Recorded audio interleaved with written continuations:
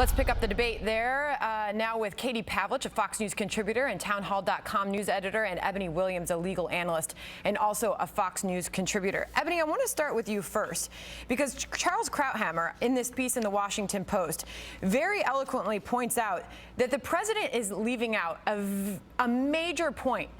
In all of this proposed gun legislation by the Democrats, he's leaving out psychiatric intervention, which he points out these massacres are almost invariably perpetrated by severely disturbed, isolated, often delusional young men. But you don't hear that from the left.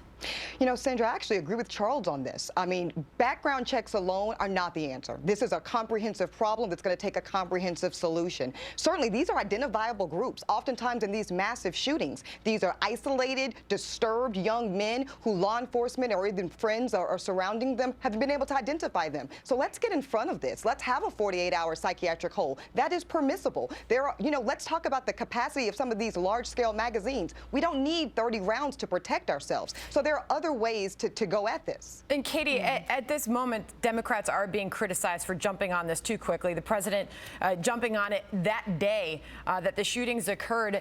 But it's hard to blame them, considering emotions are so high, for them trying to seize the moment when it is fresh in everyone's minds. Yeah, but they're not seizing the moment to actually solve the problem here, because they're proposing things like criminalizing private sales between family members, in which affects people in rural states.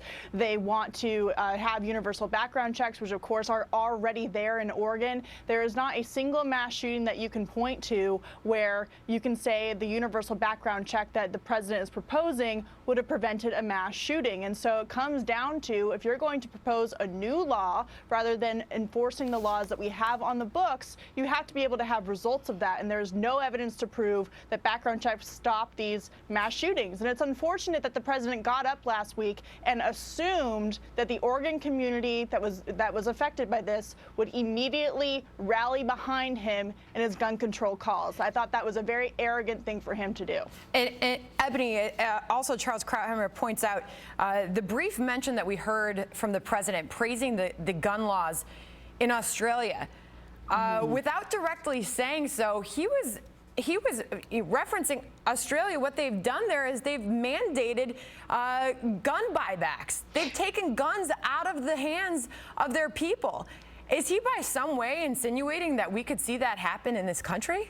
Well, that's certainly a way to read that. Look, I am a single woman who lives alone in New York City. I fully respect and appreciate the right to protect myself. But if there are steps we can take to make it harder for dangerous people to get guns, I do support that, and to me, that's worth it. Katie, that sounds very scary for those who support the Second Amendment.